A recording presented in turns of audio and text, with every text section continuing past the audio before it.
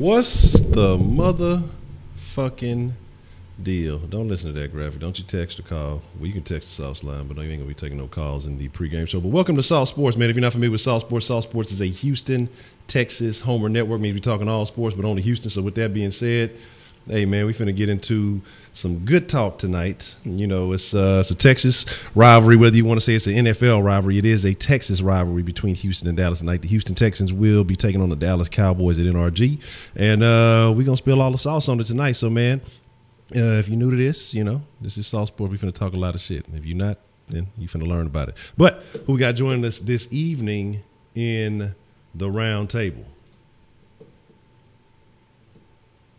The building. What's up, y'all? South Nation, it's your boy Spitz, the Throw out here. What's good?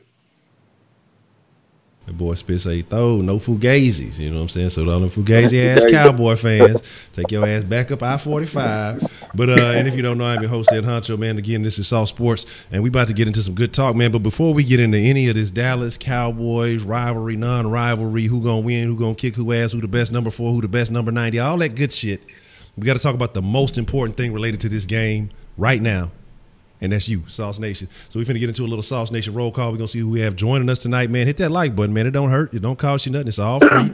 Hit that motherfucker, you know, just a little appreciation. If you don't like, hit the dislike. I don't give a damn. Just let us know you're alive. Shit, that's all that really matters. But let's see who we have joining us this evening, and then we finna get into some good football talk tonight. Let's see. They say, y'all don't want to let me see the you trying to hold up on me. All right, man up. What's the motherfucking deal? Miss Voodoo, see one half of the greatest moderating couple in all the world. Ashmel, what's the motherfucking deal? DeMarcus, the Cool Amber, and Alex Wilson, what's the motherfucking deal? Craig, Spencer, HTX Savage, Jay Dizzle, what's the motherfucking deal from the land of the trail? Joe's house. Let me see. Make sure. Ali Narani, what's the motherfucking deal? Broderick Brooks, always good to see you. My balls hot. That motherfucking Derek Lewis, a motherfucking fool. That boy is H-time to the bone, man. That boy gave no fucks last night. Rolis Perez, what's the motherfucking deal? V-Cell and Kenneth. Clutch Gaming, what's the motherfucking deal? McVice, what's the motherfucking deal? King, what's the motherfucking deal? T-Real. Got to stay real. What's the motherfucking deal? David Pritchard. Shout out to David Pritchard, Texas Palace, a.k.a. holding it down. Appreciate the love and every time you follow through. Progressive Game Changer. What's the motherfucking deal? El Lobo, Pigskin Pete. What's the motherfucking deal, Zach? Want to feed him a big help and a wife dick? Well, that sounds about legit. Man, appreciate the motherfucking love. Let's see. Ray, what's the motherfucking deal?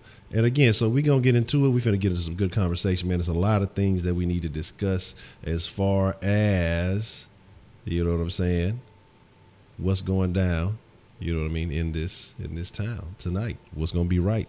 Dealing with these motherfucking Houston Texans. So, man, there's a couple of things we got to look into. A couple of things we got to pay close attention to. And I think it all starts with, if we're talking Texans, how do the Texans get the win? How do the Texans keep Dallas from thriving? Or what will the Texans do that will allow Dallas to get the win? You got to look at the strengths and the weaknesses of these two teams. And I think it's kind of opposite. The thing that is our strength, I believe, is their weakness. And I think what is our weakness is their strength. And if you're looking at offensively, I think we have a better passing game. Not that I think we have a much better passing game. So if we're going to compare, you know, the quarterback situation, we're talking about Dakota, because you got to be good to get a nickname, so you don't get to call him Dak. Dakota versus Deshaun. And then, you know, we'll look at the running game aspect of that. But when it comes down to the passing game, I mean, what stands out to you initially? And we'll start with Wink, then we'll get with Spitz. When you're comparing Dakota and Deshaun, what stands out to you initially when you're comparing these two quarterbacks? I mean, playmaking ability sets them apart in a major way. Footwork, throw power, accuracy, and you can also just take in consideration just football intelligence. You know, how they're able to recognize and execute on the field. Execution is big on both parts. You say Dak doesn't really do enough to win and put the team in the right positions because he didn't take the right amount of chances. But when he makes some mistakes, he makes them at, you know, the worst times, and he has the worst types of mistakes. When it comes to Deshaun Watson, even though he does take a lot of chances, some of which he shouldn't, and he should definitely do more to protect himself in terms of throwing the ball away and limiting some of his turnovers. But besides that, you believe in him to win the game. If he has the ball in his hands, in the last minute or so, or whatever time that you have left in the game, you just feel like no matter what, Deshaun Watson can lead you to victory. And that's one thing I think that definitely does not exist for the Dallas Cowboys organization. Spitz, man. And before we get into that real quick, I'm going to say shout out to Asmel. He sent some super chats, super such love. Said we're going to find out what team the Texans are going to be. Absolutely, I agree with that. Says shout out to CBS for calling the Jags on watch. That shit was funny as hell. They cut off at the damn near at the end of the game and just said, fuck it, we're going to go ahead to it. When they cut your game off to go to a Browns game, what is that really saying about what you got going on? Shit. And he said, J. Joe's only chance to get an INT is tonight. So I appreciate the super chat love. Man, Spitz, though, I want to know your opinion. When you're comparing these two quarterbacks, man, what stands out to you, as far as these two guys? So a lot of people tried to compare them in their career, in Deshaun's career early on. He's another Dak Prescott. I think he surpassed that. But your opinion, man, what stands out to you, and what are your thoughts on that? The only thing that they got the same is that they black, they wear the number 4, they quarterbacks, and they play in the state of Texas. Other than that, they are they're so much different as night and day. But, you can go into all the little ins and outs, but if you want to just be real specific and just be real cut and dry, Deshaun's a playmaker and Dak's not. Like, that's really what it is. Dak plays the way the offense is constructed. He's not going to make you plays when you need him to make you plays. Deshaun's going to make you plays, and that's the reason why you have sometimes the crucial turnovers, because he's going to take chances, because he trusts his skill sets and his receiver so much that he knows he can make plays at any given time. He can pull rabbit's ass, and Dak just can't. Like I said, Dak is basically a black Alex Smith, a Tyrod Taylor who doesn't run. And I'm glad you made that analogy, because my next question was going to be, if you could compare them to any other quarterback in the league or historically, who would you look at? And because somebody brought up a good point. People try to say, oh, Dak, he's going to be the Vic. It always goes to the black quarterback comparisons. But, in my opinion, I almost look at him because he's almost like a gunslinger. He's almost like a black Brett Favre. He's going to take the risk. He might not always have the cleanest game, but he's going to put it all out there on the field, and he's going to go for the win every motherfucking time. I saw that somebody gave that comparison. I said, you know what, I kind of agree with that. But your thoughts, if you're going to compare Deshaun to any quarterback currently, historically, who would it be? Starting with Spitz, and then we'll get your thoughts on that one, Wink. Right. His running style is like Vic, and he actually said that when they asked him, did he ever watch the Cowboys growing up? He said no, he was a Vic fan. Now I could tell that just by the way he runs, the style he runs similar to a Vic, like a player who grew up watching Vic. But if I could compare him to a quarterback that played previously or plays now or played previously, I think he's similar to Rodgers. Yeah. He doesn't have the gun that Rodgers has, but the playmaking style, the way he's able to slide in and out the pocket and make and throw the ball on the move and make plays the way he makes plays and the way he launches it when he does launch it, like he doesn't have the gun that Rodgers has, but he's similar to Rodgers. And I know it's always quick and easy. If a black quarterback, we want to compare him to Vic, and we want to compare him to Dante Culpepper and Don McNabb and Vince Young and Steve McNair and Warren Moon. But if you're just gonna compare him to the style of play, he actually is similar to Aaron Rodgers. Thoughts on that, Wink? Who would you compare him to? I absolutely agree, but I think he also, he definitely has a style similar to Russell Wilson as well. I think Aaron Rodgers and Russell Wilson mix, with a different type of mobility. Like the fact that he's able to break tackles and he's able to make people look silly in the backfield regardless of how big you are, and he leaves the play alive. And when you have, and it just feels like anytime you watch this man throw the ball, and when the guy behind the damn camera is panning out and you see where the ball goes and it lands in somebody's hands on the Texans, it's just something beautiful to watch. And that's the type of way that you feel with Russell Wilson and that you feel with Aaron Rodgers. It just feels like when you see that ball going downfield, it's going to be completed for a big play. And he's very exciting to watch. He does have some things he has to work on, but to me, he's definitely the better quarterback, and he gives you the best chance to win at all times. I see some interesting comparisons in the chat, man. I've seen a couple of ones we said that we knew y'all was gonna compare them to. We saw the Moons, we saw some McNairs. El Lobo had a good one. Said Staubach with the character and Russell Wilson style. Yeah, I can see that. He's a stand-up guy. That's the one thing you got to respect the most about Deshaun. Stand-up guy, and I think he commands respect in any room he goes into. And then somebody said, was it? Because we've seen Dak fall off. Dak has fallen off. I mean, let's just be realistic about it. From that first season to now, it's been a downward slope. It hasn't been, peaks and valleys here. It's all Zeke. We know that. The only time he does shine is when Zeke is commanding the respect that he deserves. Was Romo in his ear? I mean, was it the fact that he had a mentor kind of guiding him that first year? Do you think that was a plus for him, or and now that Romo's kind of out of the picture, that he's just declining? What do you feel was what made Dak look that good initially, and is to have fallen so far off? What was your thoughts on that? They had better play calling. Their team was constructed better, and you had Ronald O'Leary, you had Travis Frederick, you had Tyron Smith, you had all these guys playing at a much higher level along with Zach Martin.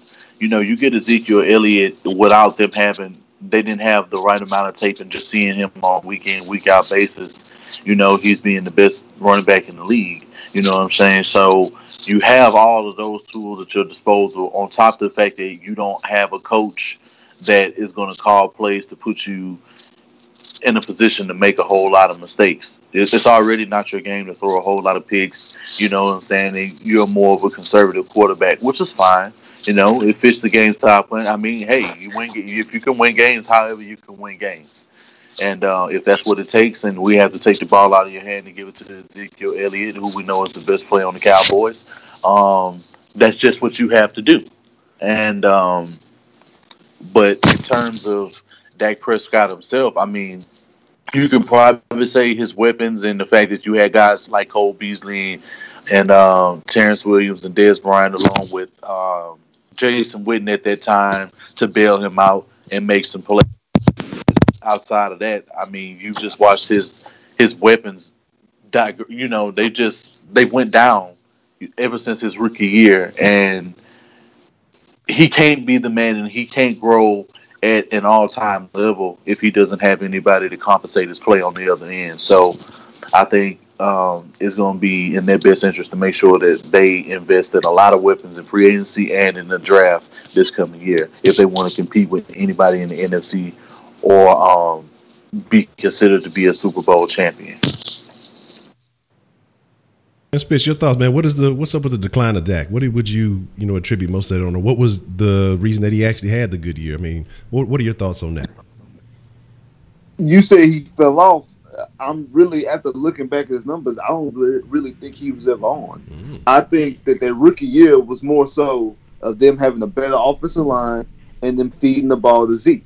And like I said in my video, Zeke really should have won Rookie of the Year. They gave it to Dak because he is a quarterback for the Cowboys. You play for the Cowboys. It's quote unquote America's team. You're gonna get all the love, but he shouldn't. His numbers seem extremely the same. Like you say, he's just kind of a pedestrian quarterback. Could that be the system, or is that him? I don't know. Is it the lack of weapons? I think it is, but that's kind of an organizational fault. Like I said, I'm from the same town that Cortland Sutton is. And Cortland Sutton is a big body receiver. And I know Cowboy fans down here are pissed that they didn't draft Cortland Sutton. And now they're sitting up here with Cole Beasley and Tavon Austin. And I had people coming to me and commenting in my video saying, well, y'all got Hopkins and y'all got Will Fuller. Well, we drafted those guys. They ain't just fall to us. Like we spent first round picks to get these guys. Everybody, y'all could have got them, and y'all passed on them. So, don't get mad at us because y'all passed them. And then you see him out here catching 100-yard passes and having 100-yard two touchdown games. That's not our fault. You could have had these same playmakers or other playmakers, and you choose to do whatever it is that y'all did and let Dez go, which probably could have been a good decision, but you didn't do anything to replace Dez, so it didn't make any sense. But back to what you were saying, I think there was more so that it was they won 13 games, and they ran the ball, they controlled the clock, so it made him look like a better quarterback. Then when Zeke gets suspended last year, all the pressure's on him, and you see exactly what he really is. And now it's just a snowball effect. It's just piling on, and now you got a whole year from looking like that. Now you got the first 4 games where he only throws for 200 yards one time. Other than that, the rest of his numbers are pedestrian. His one game there, 160 yards, and 64 came on one play. So I mean, you spent 4 quarters throwing for 98 yards. That's Brock Osweiler. That's Brock. That's exactly what I was going to say. That's Brock. But here's the deal, man, and I'm glad you mentioned Zeke because Zeke is definitely a reason why he thrived. And you looking at the Texans, you know, we were hoping that last year young Foreman would be there. We were hoping that he'd be back. You know, it still may be a little bit before he returns. And, you know, he was great in college, and we're hoping that he could translate that to the NFL. He was starting to thrive. I won't say he was Zeke-esque, but, you know, he's quality in his own right. But let's take a look at the running game, man. I mean, if we're really gonna look at it, and shout out to Texas Palace for the update. Lamar Miller is active tonight, but he won't be starting, from what I'm seeing. So he probably really won't play. So Blue will probably get the majority of the looks. Kiki and Fuller are both active, so that's going to be interesting. So that I'm hoping to see that dynamic. Now, before we get to the receivers, but I want to talk about the running game and just kind of comparing that. Now, I won't say that it's all of Dallas's O-line that makes Zeke look that. Zeke is a damn good running back. We're just going to give him credit for where credit is due. Now, in our situation, Lamar Miller was looking solid early on, first couple of games, but then things changed drastically. And along with that, I want to you have to put some of the blame on the O-line for not really being able to open up those holes, not really blocking very well, because we've seen what happens to Deshaun. And that's something we could have touched on. We'll touch on that before it's all said and done. But I mean, just kind of comparing these running backs, their offensive line, the guys who are supposed to open up the holes for them. I mean, what is the biggest difference in between the two? And I guess we'll be comparing – I mean, if we're talking about this game, we'll be comparing, I guess, Alfred Blue, because Lamar Miller most likely won't see any significant time. So kind of your thoughts on that situation, Spitz, and then we'll get Wink's thoughts on it. I'm good. Yeah, like, I mean, if you're going by that, like, Dallas does clearly – has us on the offensive line because we have one of the worst offensive lines, if not the worst offensive line in the NFL. And we've been saying that week after week, show after show for the past year. So we've been saying about this offensive line. And when it comes to running back situation, yeah, like Zeke, like you say, Zeke really is a damn good running back. He is one or two. That's in my opinion, is Gurley. But if you say Zeke is the best running back, I'm not going to argue with you because he is a damn. I'm going to give credit where credit is due. He's just a more explosive runner and a better pure runner of the football than Alfred Blue or Miller. Like I said, I think Miller is more so of a complimentary back than a full-fledged, I'm going to give the ball 20 to 25 times. Zeke is that dude. Like, you can't give Zeke the ball 20, 25 times and even throw to him out the backfield. But the way they used him last week, I forgot how many catches he got, that's not so. I know he had one reception for 30 yards. That's not something that you can do with Zeke every week. He's going to have to get the ball as far as running it. And you're going to continue to put your team in a box because they're going to try to dare Dak to pass. Because we all know that game starts and begins with Zeke and that offensive line. If you can contain that, it definitely increases your chance to win the game. Wink, your thoughts on that? You know, looking at Zeke, looking at what we got, you know, our current situation tonight, you know, with Lamar Miller probably not getting significant playing time, if any at all, even though he is active. I mean, comparing the situation that Blue is going to be in to the situation that Zeke's going to be in, what are the Texans going to have to do? And then, honestly, you know, Blue is a different type of back from Lamar Miller. We discuss a lot, you know, using Lamar Miller out the backfield. You know, he's a great pass catcher. You don't really have that same situation in Blue. Blue's hands aren't as sure, and I don't feel as confident, you know, running him in that type of way. So, I mean, what do the Texans do? What is the situation? What is your opinion on that? Honestly, I believe when it comes to the Texans, you just have to run to the benefit of your running back.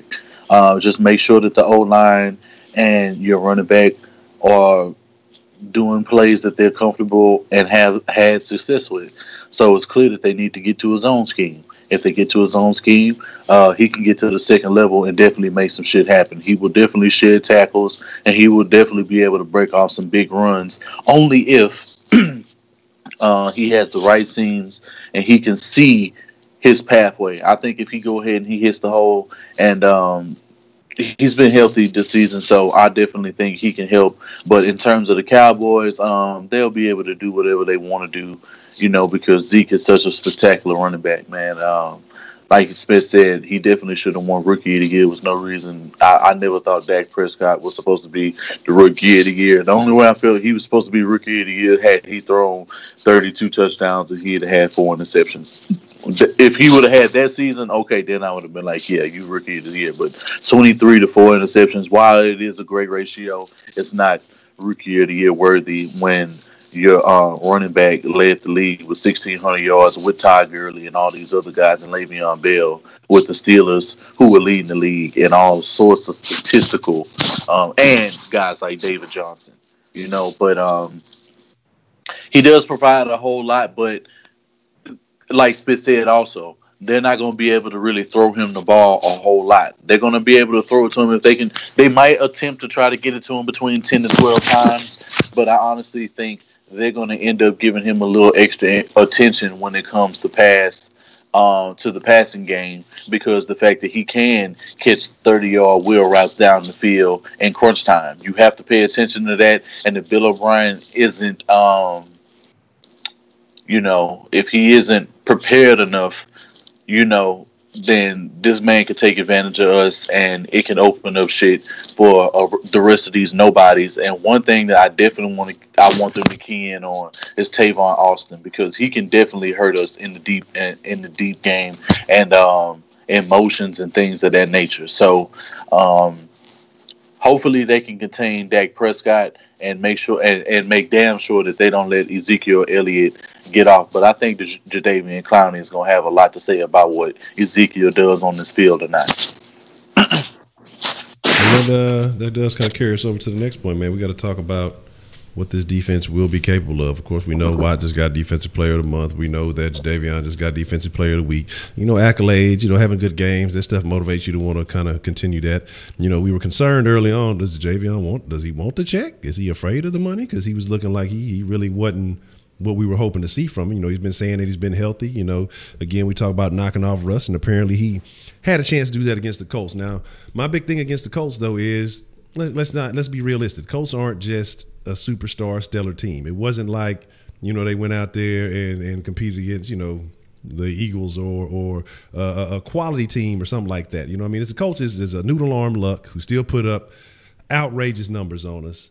And to me, in my opinion, it was still unacceptable. We got the victory. I still thought it was a questionable victory, so I was happy about a W. I'm gonna take a W any way it comes, but I'm not going to do the Jameis Winston, let's eat the W. We ain't going to do that shit. But I'll take a W any way it comes. But my thing mainly is it was questionable. Any realistic fan would say, hey, that shit could have really went either way. And it just came down really to the Colts taking that risk and saying, fuck it, we're not going to play for the tie. Otherwise we'd be talking about a completely different scenario right now. But looking at that, Jadeveon had a great game, but he still had a significant number of penalties, which is something that has to be worked on because that negated – a little bit of the good. It didn't take away from what he did, but it just, it did put us in a couple of situations that made us have to play a little bit harder than we needed to. But looking at this defense, and again, this isn't the same offensive line that we've been talking about for Dallas. It's not as stalwart as it used to be. But, again, the guys that the Texans have been thriving against, even when we talk about Watt, kind of secondary backup guys, replacing somebody who's on an injury. Going against this line, trying to get at Dak Prescott, stopping a guy like Zeke. Texans are 9th in the run right now and stopping the run. How confident are we feeling about this situation? We'll start with Spitz, and then we'll get your thoughts on that one, Wink. And I completely agree with you about that game last week. That's one of those rare games that I felt that we should have won and we should have lost. So it was no enjoy that win on Monday morning. On Monday morning, I was more puzzled than more enjoying the dub. But like you said, we're gonna take a dub any way we can get it. When it comes to this defense, I've been saying this throughout the summer, and for the most part of the season, the team made me look stupid by saying this is going to be a good run defense. I have questions about the run defense, but now that I think that Clowney, like you said, knocked off that rust, 'cause I think that was part of it. He had a lot of rust, not playing the preseason, like I harped on after week 1. You got to get these guys some more reps in the preseason. You can't sit up there and hold everybody out all preseason long and expect them to be full go week 1 to just come out there full guns blazing. Like, it ain't going to happen like that. Some rust going to have to get knocked off. So now they've got the rust knocked off. We've seen Defensive Player of the Weeks and Defensive Player of the Months. Now we can see these guys play at their full potential. This offensive line, yes, it is better than the Texans offensive line. but it's not the 2016 offensive line. It's not even last year's offensive line. This offensive line is weaker than we've seen with the Cowboys' offensive line the past 5 years. It's not the same offensive line, so it all holds. And I do think that Clowney and Watt coming together, both healthy, can exploit some of those mismatches whenever the opportunities present themselves and able to get some tackles for losses. I mean, we talk about sacks because the sacks is a splashy number, but we do get a lot of TFLs. We get a lot of tackles for loss with this defense. This defense gets a lot of tackles for loss, and no holding calls are just as good as tackles for losses because that means that pushes them back 10 yards. Mm-hmm. And Malix made a good comment. We're going to definitely address what you just said there, Malix. But your thoughts, man, looking at that defensive line versus that offensive line, man, what are the advantages for the Texans? I mean, are J.J. Watt and Clowney ready, and no matter who you put in front of them, they're going to be good to go? Or is it a situation where they kind of fare and they thrived against, let's be honest, lesser quality opponents, man? Your thoughts on that one, Wink? What do you expect to see from that defensive line, that front seven as a whole, actually? Because the linebacking group has been kind of suspect for us as of late. But your thoughts on that? It's not really going to matter for Jadeveon Clowney. Duke, if they play Duke the right way, it's no reason why he shouldn't get 30, 40 snaps in this game. You still got Watt, you still got Merciless, and what I suggested is that they play a lot of nickel A gap. You know what I'm saying? You could have Duke and Whitney Merciless rushing over the guards. One of those guys is going to end up getting messed up, and interior pressure is going to be all over the place if you have Watt and Clown on the edges doing what they causing all their havoc on, and having DJ Reader stout in the middle. So I really feel like this is a game where they need to rush 5 and press all day. I think you need to bring 5 people at all times. It is no reason for you to take your foot off the gas and in this football game, because you're going to need. You're still going to have to be able to have a level of protection, but you're still going to have to bring as much pass rush and a much run stuffing ability as you can. And I think you having 5 of your best guys in the front 7, at all times to make sure that you're impacting the game and you're wearing out the offensive line will end up working dividends when it comes to the fourth quarter. So big plays will end up being given up, and the fact that they'll be on the field so long could help Deshaun Watson and his defense out in a major way. So, but it's just dependent upon Bill O'Brien and his coaching staff and how they prepare against this game, because we can suggest what they can do, and if they take our advice and listen, they can win this football game easily. But you can end up making it hard for yourself, not doing everything that works and not putting your personnel on the field who can make impact plays, and we'll be questioning what this coaching staff and this organization is really willing to do to win on a week in, week out basis. Because to me, it's going to look like it's not enough. When you're leaving questions on the field, you're not doing nowhere near enough. When you have to question and look at yourself in the mirror and you're holding this team back. Okay. Now, I kind of want to look at something else. I want to flip the script just a little bit. We're talking about our line versus that offense, saying that offensive line ain't the same. But let's be realistic. That Dallas defense is solid. So far, so good. They've been playing fairly well. Our offensive line is hot garbage, man. A lot of big holes, a lot of weaknesses. Aside from just, in the running game, we're talking about pass protection I think is the even worse situation. We see Deshaun basically having to run for his life every play.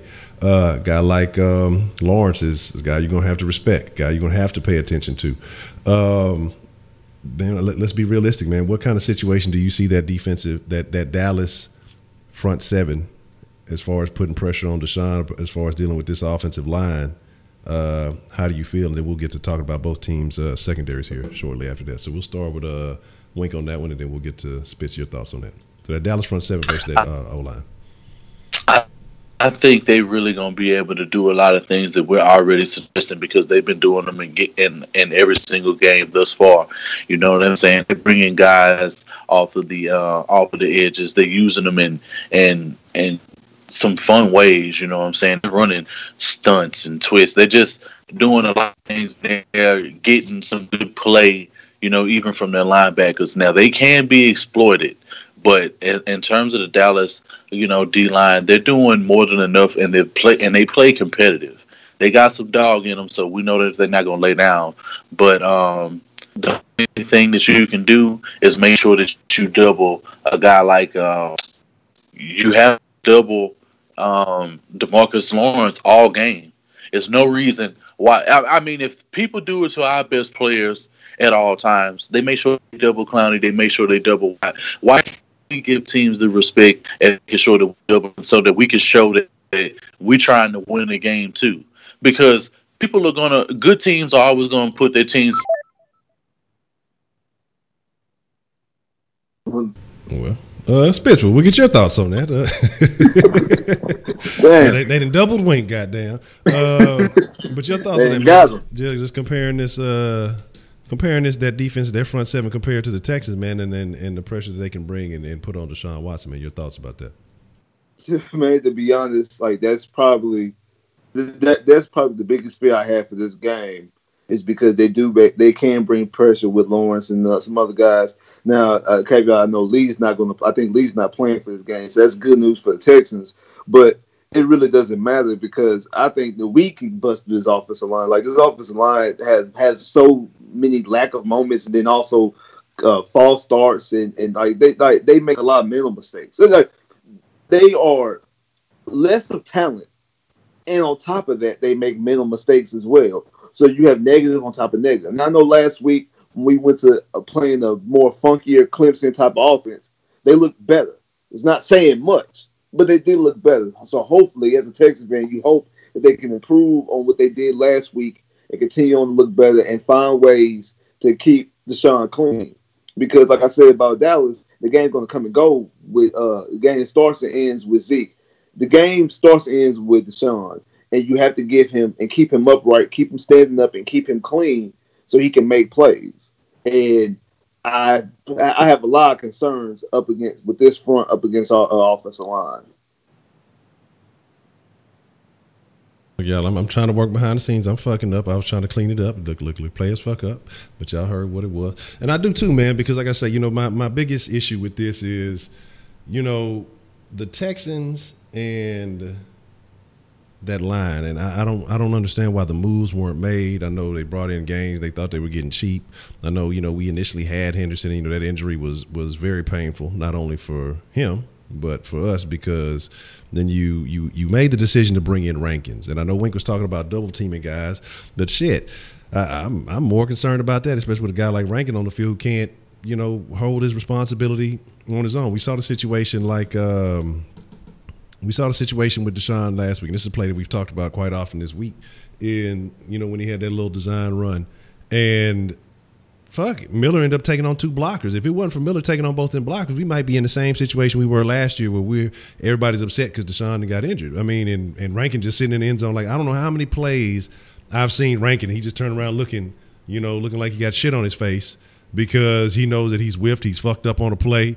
He's fucked up on his responsibility. He's performing lackluster. All the times he's helping Deshaun up off the ground because he's the one that's missed the block or missed the tackle or something like that. I mean, that is a problem. I don't understand how the Texans aren't seeing it. I don't understand how it's not more reasonable in their eyes. Again, you see things in practice that we don't see. But I think they're too gung-ho on making this guy the left tackle of the future when I don't think he possesses that skill set, because that was their plan from the jump. And then the thing about it is they're investing a lot into him, but there's almost like they're more willing to invest in the growth or the hope for the growth of Rankin than they are worried about Deshaun's health. I mean, ultimately, it's about Deshaun, the quarterback. And if you got a fucking guy that's in there, and I know a lot of people said, hey, well, Dwayne wasn't just, he wasn't an all-star when he first got there. I understand that. But damn, I don't think he was close to as bad as fucking as Rankin has been. Rankin has been, pure D trash, man. And like I said, I try my best not to just, go in on a player. But, this has been something that's been said from the draft, that we've been talking about. I'm just like, man, his technique was poor. Even the draft profile said, hey, the further in he moved, the better off he looked. But, just looking as a tackle, in the SEC, he didn't look that good to me. I know a lot of people say, oh, well, he was all SEC, this, that, and the third. Yeah, maybe because of his overall versatility, and they labeled him as a tackle.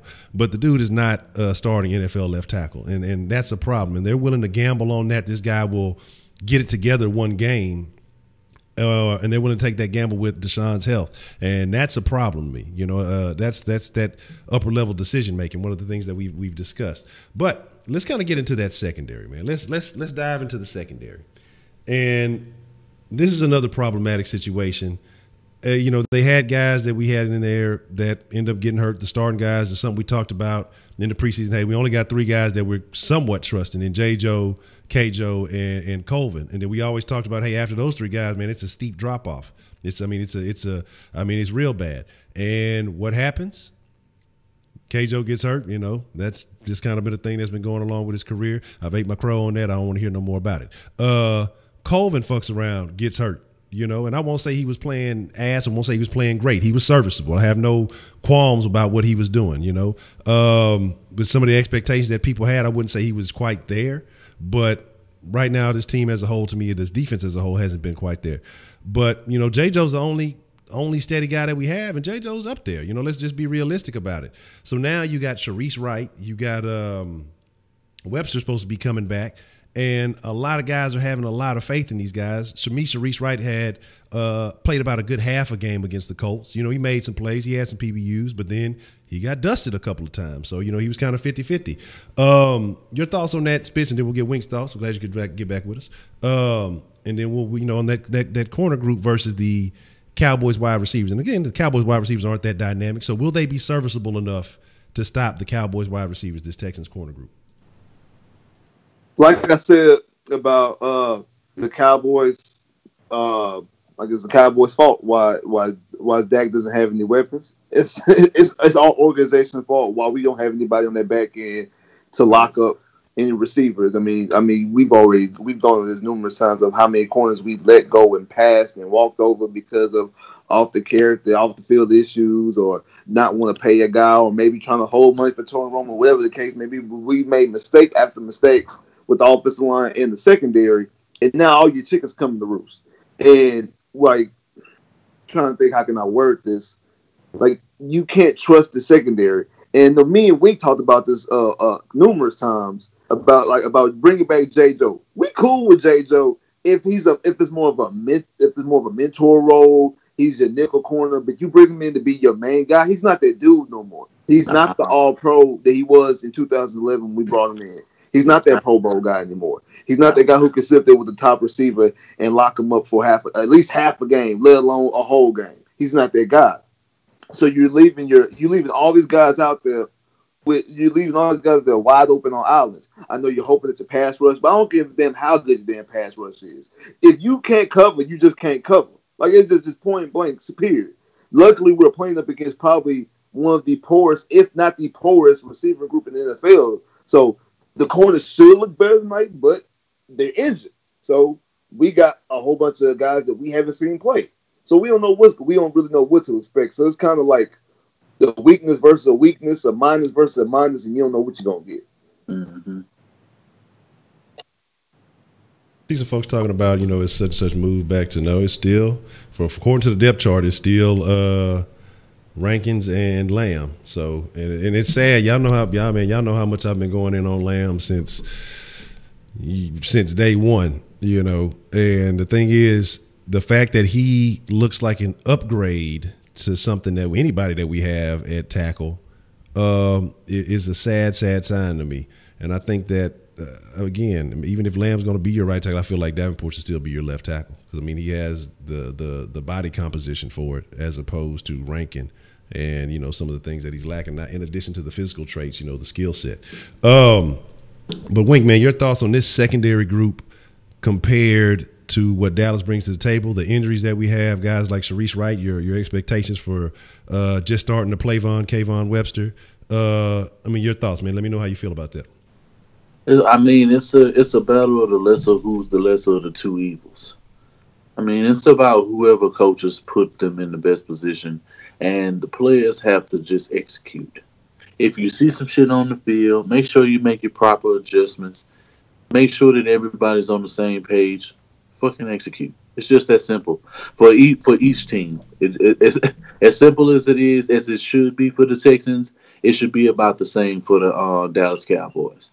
Dak is a respected quarterback, and some people felt that some of the options that he had, regardless, of how credible they may be to the league, it's no reason for you to just to be throwing 100 yards a game, with the exception of the last game.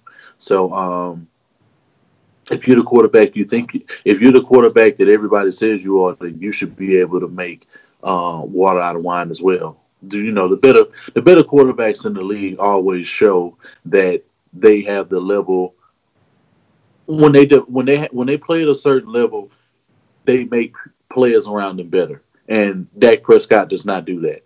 But Romeo Crennel is definitely going to have to step up with the secondary because what he's been doing, I have not been liking. And if I see shit like guys are playing off 5 to 10 yards when it's not needed with this type of pass rush that we have, and you're not playing like zone blitz, like zone man, it's just a lot of things that this team could do. And if I see like that we're not playing press man, what does it really say about our corners and how this coaching staff feels about them? Because I don't think you can go into this game playing off coverage and let guys win the underneath game when this is this team game from the get-go. All you have to do is complete a couple of passes upfield, maybe 7 to 12 yards at a time, and just let Zeke do his work. And you're going to feed right into their game plan. So I feel that this team needs to play aggressive from the get-go, and you need to let guys play bump and run.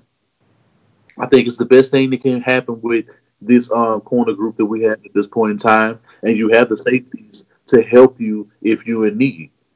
Play a lot of cover 3. Play a lot of man this game. There's no reason that we should be playing a whole lot of zone, but we'll see in just an hour or so.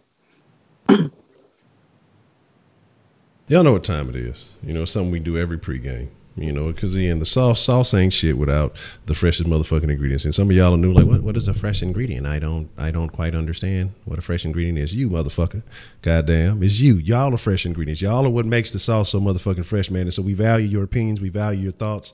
And then I want to get the opinions of the round table too, man. I want some mark my words, man. Mark my motherfucking words. So this is how to mark my motherfucking words works. Put a hashtag MMF. What is it? 3M? Mark my motherfucker. Yeah, MMFW. I had to do a spell check.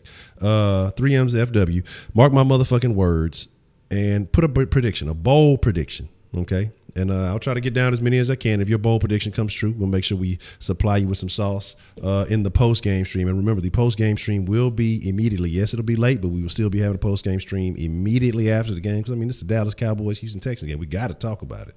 So make sure you're there, unless your ass got to go to school or do something tomorrow. You're working in the contractor construction industry. I know your ass be having to get up early, all that good shit. But, hey, you can stay up a little bit late. One night out the week ain't going to hurt you. Go to sleep early tomorrow. But, it's good.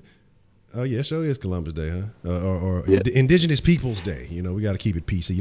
We're PC around here. Yeah. We don't. I don't. That's not even a real holiday. But we talking shit, but no, we on some real shit. Even though we talking shit. I wish my job recognized that holiday. What? Shit. I don't recognize it. It's not a holiday to me. It's just that they say I'm off. Okay, ain't nothing I can do about it. I wish I was. They make you put in work, huh? They say, yeah. Speak something about, well, what about it? Well, what about it, Nick? But that's a bad man. So look, let me get some mark my motherfucking words, man. And it's a bold prediction, not some old rinky dink prediction, not a score prediction. That's completely different. We're gonna get that at the end of the stream. Mark my motherfucking words means you need to go out on a limb and make a bold prediction. Say Watson gonna throw for 425 yards, 3 touchdowns, and an INT, something like that. I ain't saying go too crazy, but make it reasonable if you expect to get some sauce. You say some dumb shit, that's just you losing your sauce. But Let's get some bold predictions, man. Wink, bold prediction. Mark my motherfucking words for this game. The Texans versus the Dallas Cowboys. Let me know. Let me know how far on the limb you gonna go. Jadeveon Clowney will have 2 sacks, 4 TFLs, and a fumble recovery.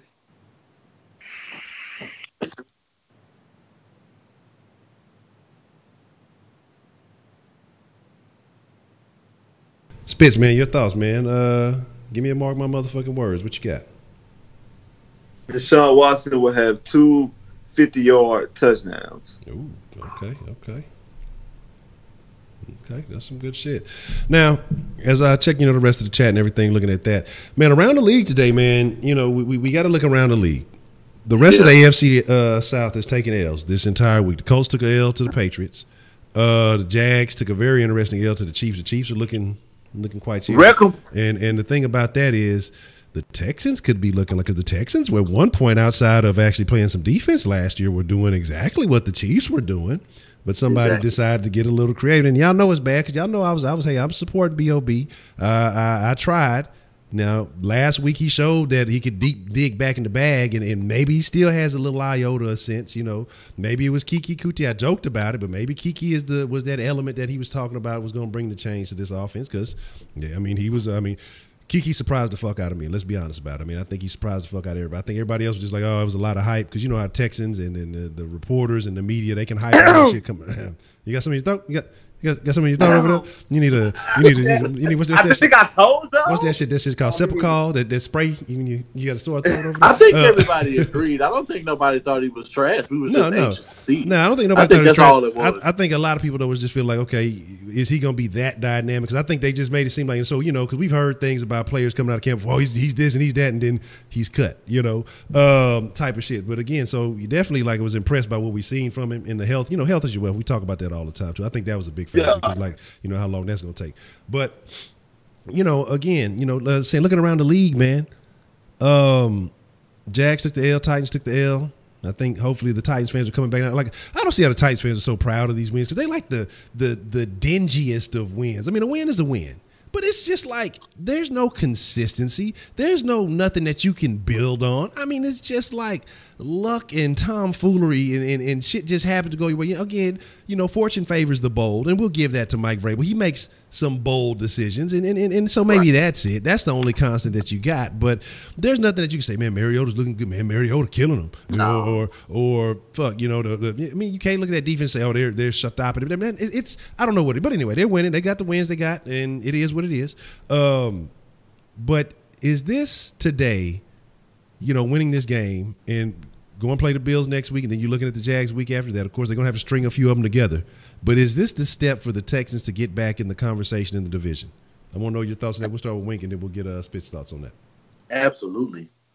You dropped the game against the Titans early on, and you dropped you dropped the first 3 games. You dropped them all. Every single one of them you could have won. We're going to be completely honest. Deshaun Watson had more than enough times to capitalize and win by field goals in the first game.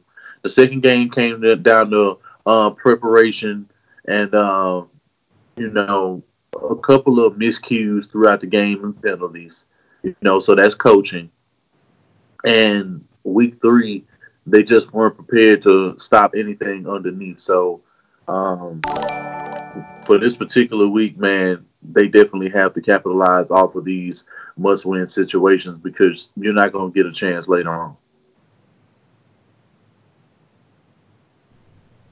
Let me know your thoughts on the situation for us to get back in this conversation, Spitz. What do we got to do realistically?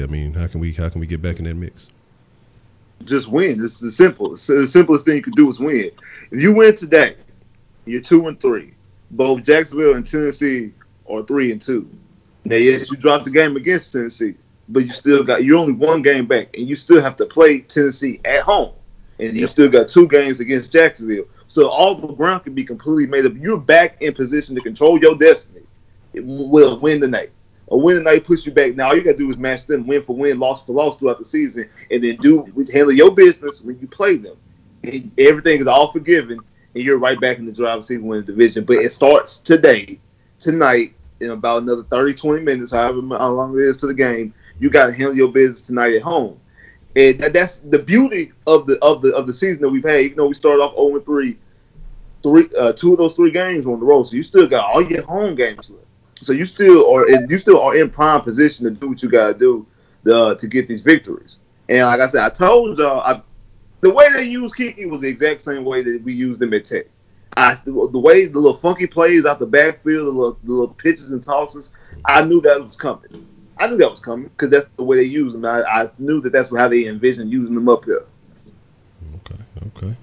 And I told them my boy Pat was going to do us a solid and get that dub, because even though he ain't look spectacular, but the Chiefs as a team looked dominant against Jacksonville. Jacksonville looked like straight ass. They loved the clock strike. Like I said, the clock is going to strike midnight on Bortles, and I think it damn that we had 3 or 4 picks today. Like the clock strike midnight.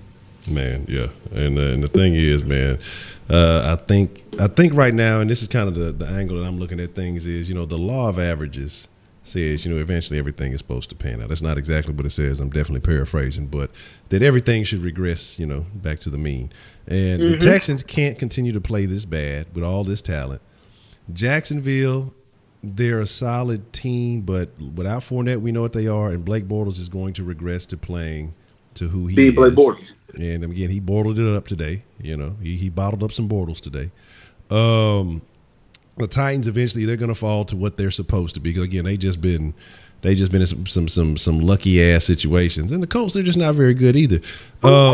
So I'm just sitting here thinking that we have to at some point get this thing back on track. Now we didn't already allocated most of the losses we can accept. We can accept maybe 2 more losses. I can accept 3 more losses at the most for the rest of this year. 10-6. I wouldn't be super happy about it because I said this team probably should have went 11-5. And I think, looking back at that Pats game, I felt like that's a game we could have won had we been a little bit more prepared. Looking at that Titans game, that was a freebie. Giants game, I don't even know, but it is what it is. So my thing is just this ultimately. The Texans just, like you said, they just have to win, man. Like what was Buddy Al, just win, baby. You know what I'm saying? And so they have to get shit back in order. And for some reason my chat tripping, so it's hard for me to get some of y'all's mark my words. I got a few of them, but then there's a couple of them that I missed. Why I see with the Watson, you say no turnovers. That's what I'm waiting on to now. That's something we kind of have to discuss. And we hadn't really talked too much about our wide receiver core versus everybody else. And I can't really touch that. I think that'll be a good point to touch on before we get ready to wrap it up. But B.O.B. does his job as far as putting folks in position. Has it been the best job? Absolutely not. I think that sometimes you can be too smart for your own good. And I think that's what he's doing. He's getting too creative. He may be of a certain mind. He may be an intelligent guy. But people's biggest issue in life is understanding that other people don't think the same way that they do. That's a big problem for people. Just, two people can look at one thing and see 2 completely different pictures. We seen what was that shit everybody was tripping on, the white and gold dress and the blue and black dress. We saw everybody tripping on the Laurel and Yanni shit. The perspectives are different. And I think that's his problem. He tries to overlay his perspective on the players who don't see the same things. Now, that's that. We recognize his problems, but we got to acknowledge execution. And at a certain point as a player, you have to have integrity in your own self and say, hey, look, we out here playing like ass. There's certain things that we can do better as players. And one of those things is minimizing the fucking penalties. The other thing is just execute. I mean, and that comes in, the penalties come in with the executing, but I mean, just certain plays that, just have to be made. I mean, when the game is on, you have to make plays. If you're a playmaker, if you bragging on yourself, you're doing all, you have to make plays. The defense, in my opinion, we are not getting enough turnovers. Offensively, I feel like the penalties on that offensive line are our biggest issue. And the offensive linemen have to take it upon themselves to say, hey, look, we got to, we got to drop our nuts. And apparently, because that to me, when you're getting those false starts, when you jump, when you're getting these holding calls, it's fear. It's afraid. You're going to have to show some nuts. I mean, you're going to have to be able to say, hey, man, that's just a man in front of me, and he ain't no better than I am. He can't do nothing that I can't do. My job is to stop this man. You're going to have to do your job, man. But as far as the execution front, the penalties front, something that we got to clean up. I mean, quick opinions on that, and then we'll talk about the wide receivers, and then we'll wrap it up. But, Wink, what can the Texans do to clean up the penalty situation? Just making sure, as far as the offensive line for Nick Martin, one thing the fans can actually help is with the noise in the stadium when the offense is actually on the field. I think if they make it a point to make sure that Nick Martin is able to hit a snap count, and because I was listening to some things on sports radio, and you really go back and when he's doing his checks, things like that could help him out. And so fan noise, fan participation in this game can help. But as far as execution, man, their play calling, their play selection, and I really just think their personnel of who they have on the field. I think if you can make sure that everything is in order and everybody can hear what's going on, I honestly think that'll be a step in the right direction for the offense. Okay. All right. And Spitz, your thoughts? How can the Texans clean this shit up, man? How can they clean up these stupid ass penalties that they've been getting? Because most of these penalties have been dumb as fuck. I mean, just dumb penalties. I mean, how can they fix that? Be more focused. Because it's a lot of times while you watching these games, you feel like it's a lack of focus. Like sometimes it's like they're going through the motions, like they just out here just it's another Sunday out here.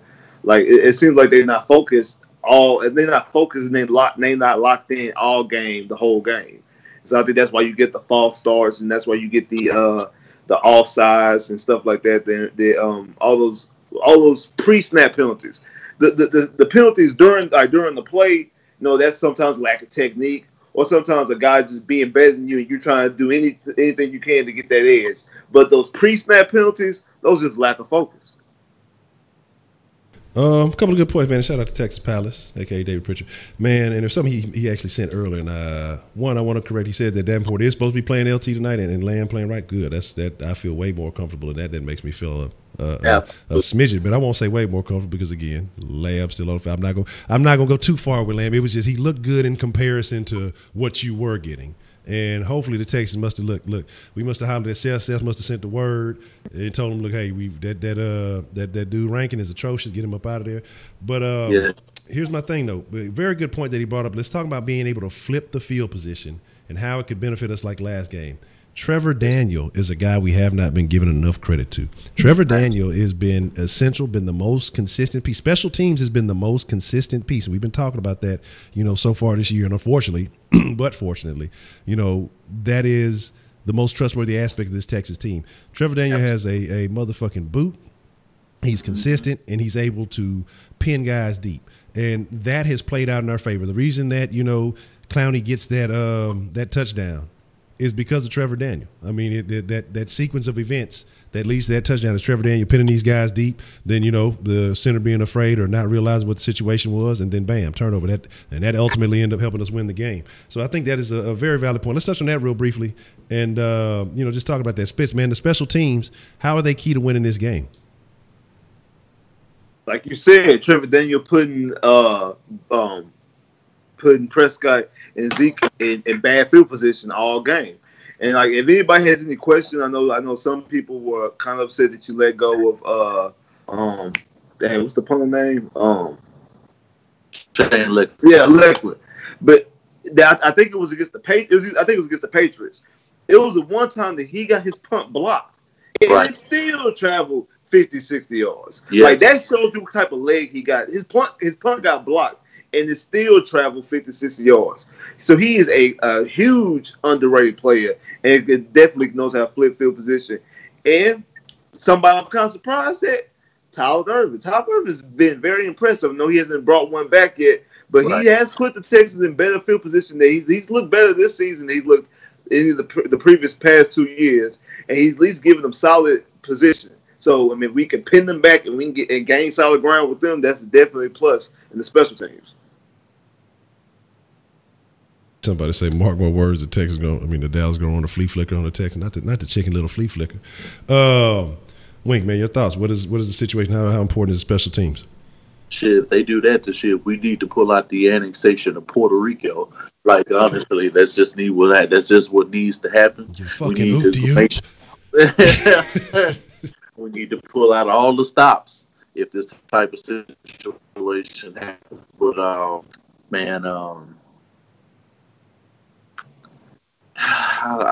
trying to just gather my thoughts because, Trevor Daniel has been phenomenal this entire season. We've been telling people. I remember Jay Dizzle or somebody along the nature. I can't forget it. If it wasn't Jay Dizzle, my bad. But I remember about a week or two ago, I did a video, and in the comment section, someone was saying, and they wanted to know the importance of Trevor Daniel and what we were speaking, because they had heard us speaking on Trevor Daniel on the stream.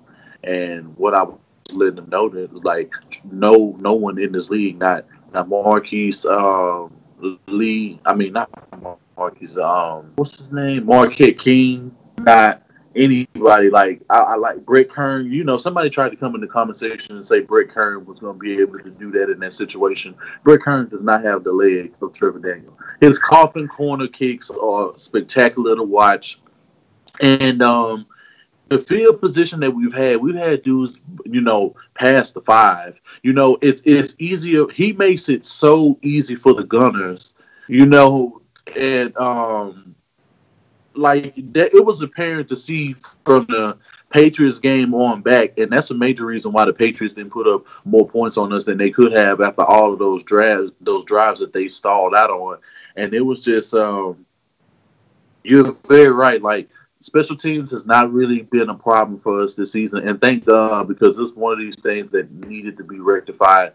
And I think they honestly have done a better job coaching and putting players in a position to make plays on the special teams. One thing is, as far as Shane Lechler goes, I mean, let's just be real. He got entirely too comfortable, and he thought because he was who he was that he could be outpunted. And I'm so glad they did what he did. It was one of the moves that Brian Gaine or whoever in the coaching staff has made this season. You know, when it came to the cuts before the actual 53 was projected, that he ended up beating out Trevor Daniel and Shane Lechler, and I was glad to see it because we see what he's doing with field position, and we see how beneficial it is for Deshaun Watson in his offense once he gets the ball. And this honestly should make the play calling more aggressive because you have a punter like Trevor Daniel to give you and put, you know, the opposing side into so many bad situations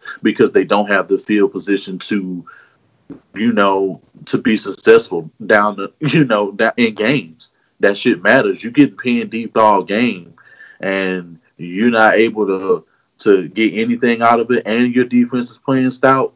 Man, that's just a way to seal football games, and it helps you manage the time of the game. So that's what I see, and I'm glad he's on our team. Put the mute on. I say I got a couple of texts I want to run down real quick. Just to say my bad. I was slightly ignoring y'all. I got a couple of points, but my fault. Chandler with the shout out to Honcho Winky's Pitch. Shout out to Chandler, man, always holding down the sauce line. Let's see. Where we at? Say every time NFL Network would talk about this game, they would only talk about Zeke. It's dumb how they never covered the Texans. Shit, they ain't even put Watson in the fucking promo. They didn't even put Watson in the promo for the fucking game. Nope. Like that's the dumb shit. Knowing he's a better quarterback, but again, that's that Dallas dick sucking that they be doing, you know. And then Dallas disappoints every year. Baden says I'm still waiting for that random act of violence. Hey, well, shit. Look, if Lamb gets a significant amount of playing time and he does some dumb shit, he played well, so I ain't hurt nobody. VD says no Khabib and McGregor Part 2 in the NRG parking lots after the game. Hugs, not slugs. But you know, somebody gonna get whooped. It's just gonna happen. It's Houston. It's not even about the Texans Cowboys. It's just Houston and Dallas. Somebody gonna get that motherfucking ass whooped. Let's see. Oh shit. Hold on. Where was that? Let me see. All right, we got a couple of quick says. Who's the better head coach, better offensive coordinator? Is Garrett even really a head coach? I mean, so I have to give it to. He's a puppet. He just a space filler. So I mean, I guess by default you give it to O'Brien, and the better offensive coordinator. Shit, we don't even got one of those. So there's that. I say the way Watson plays QB, his name should be Silky because he's smooth. That sounds like a motherfucking pimp. So is it me or does KC look damn near unstoppable off of that? They looking real serious. I mean, I can't that, but again, like I say, you know, the Texans were looking that way at one point in time last year. Maybe we should go back to what was working, but right. And so let me see. We got one last says says just keep Fairbairn away from the right hash. Hey, here's my thing too. Yes, absolutely. Here's my thing though. A lot of people's out there calling for Dan Bailey. Y'all see what he did today. You know, he was looking. What did he do? Who he play for now? He was looking 1 or 3. So he was looking real lackluster out there. So, I mean, look, hey, you know, just because it's a veteran name, you don't always go after the big name, man. So there's that. Who does he play for now? Who is there? Y'all on my 82. Who is Bailey fucking with? 1 second. I'm not even sure who we fuck with. I forgot. But I had that stat. So shout out to Ricky D. 1 second before we get up out of here. Casey always starts good and fucks up. Oh, you got us on the big screen. That is true.